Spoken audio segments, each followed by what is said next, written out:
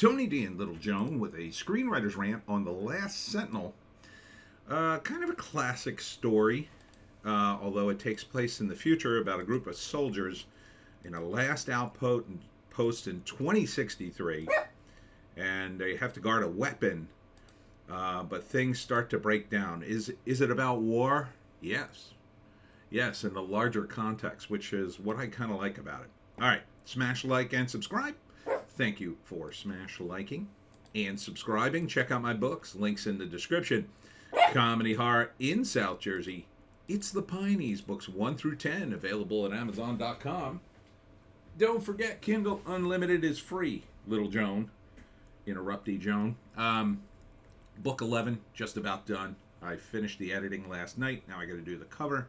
So I should get it uploaded tonight or tomorrow. So that's going to be very exciting. I will also be at the last day of Gator Weekend down in the Pines at One More Bar and Grill in Tabernacle, New Jersey today at 2. So come on out for that. I'm not sure how long I'll be there. Yesterday I was there till about 7:30 and then it got too cold and I had to leave. But I'm going to probably be there till at least 5 or 6 maybe. I don't know. They're out of gator meat. But I hear the lobster bisque is unbelievable. All right, getting into this. It's pretty classic setup. So you've got this military outpost out in the ocean, and this is your commander. And they have to guard this strange weapon. And there's only about half a dozen guys. See, this is the weapon here. And there's a war going on in 2 continents, but they don't know. They're cut off. They don't know what to do. A mysterious boat shows up, supposed to be their relief, but everybody's dead. So they're trying to figure out, is the war over or have they lost it? Is it pointless to even be on this outpost? And so you have the commander. See how desolate it is? It's out in the ocean. So you have the commander who's saying, no, we have to stay. We have to guard the weapon at all cost. And then you have the guys who are like, what are we doing here? They're questioning the commander. So it's about, in war, should the soldiers question things, right? Should you act like a human being?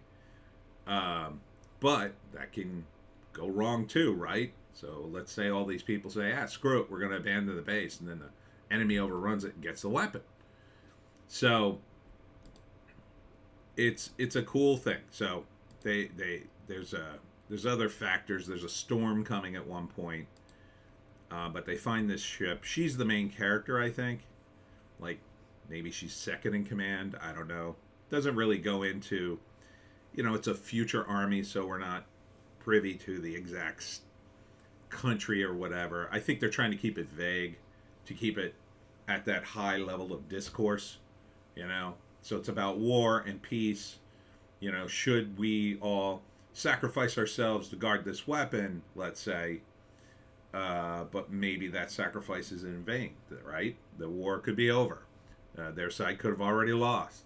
Well, and then I think they find out that the weapon will destroy both continents. For some reason, they're out in the ocean, though, which I don't quite understand that strategic part of it. Other than, I guess they're trying to hide the weapon and it's out in the ocean, but it seems awfully vulnerable if the weapon's important. It seems like you'd want that weapon closer to you or closer to the enemy to set it off. So, but again, you don't want to get into the weeds and the details. For a movie like this, I think what you want to do is talk about the bigger issue of war and peace.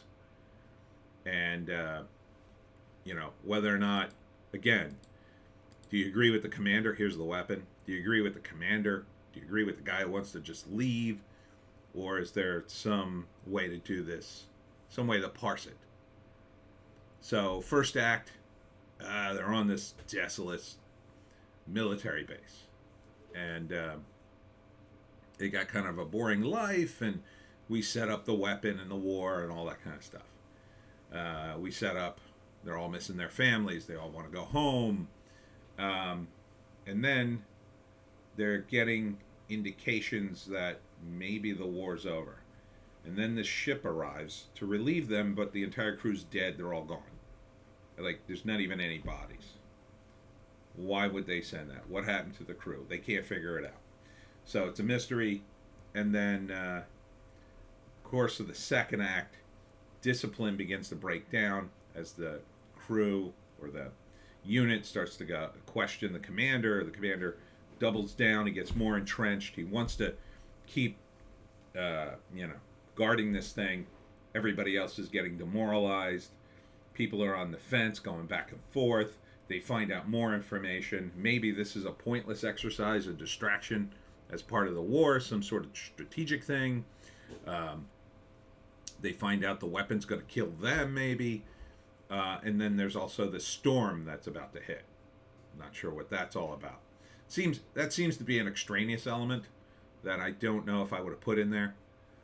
But it all culminates to a head when they decide finally what they're doing is pointless and they have to leave. Maybe the weapon's going to go off and they can't stop it, or the war is over and they should leave. The war is over and this weapon is pointless and it's just going to kill a bunch of people for no reason and they're just going to try to escape with their lives, kind of thing. So I think there's a last battle with that commander, and then I don't know. So it could end with everybody dying, and then a revelation that, in fact, the war was won by the commander. That would be a big switch, right? It could be that, they escape, and it's all about, well, now they're escaping into a new world where the war is over, but both continents have been destroyed, and people are picking up the pieces, and maybe we shouldn't have war, and blah, blah, blah. Something like that. So it doesn't look bad. I like the ambition of it. Here's the write-up. A squad of soldiers is stranded on an abandoned military base on a near-future Earth waiting for relief or the enemy, whichever comes first. The Last Sentinel. That's not bad. Not bad. I mean, I don't know any of the cast. I don't have any credits here. It almost feels like a foreign film that maybe they dubbed. I don't know. It's sometimes hard for me to catch the dubs, but I don't think it's a foreign film. I don't think so. It's from Vertical Entertainment. I think they're in the United States. So, yeah. Would I see it? Sure. Sure. And this could go either way. Either this is going to be, like, really good, surprisingly good, like Shakespeare's levels of good, about big issues and big things, or this is just going to be the most boring thing ever. There's no in-between in a movie like this, because you've got this high-end concept that you're trying to talk about, right, Joan? Who won't stay still. You got this high-end concept, and you either pull it off, and it's amazing, or you kind of don't, and you just go, why did I sit through this? So, I would probably watch it video on demand. That would be my choice. I probably wouldn't go to the movies unless I was like, there have been times in my life when I was in movie phase where I saw everything at the movies. This would be something I'd go, yeah, sure, I'll go see this too. These days, I mean, there's not a lot out there, so maybe I would go see it in the theaters if I was dying to see a movie. But yeah, Last Sentinel. I think it could be decent. Maybe. And that's it for me, Tony D. And Little Joan. Check us out on Odysee, Bitchute, and Rumble for our more base takes. I'm not sure when those base takes are coming. Probably a little later after the signing. Hope to see you at the signing in Tabernacle, New Jersey. We'll see you in the next one.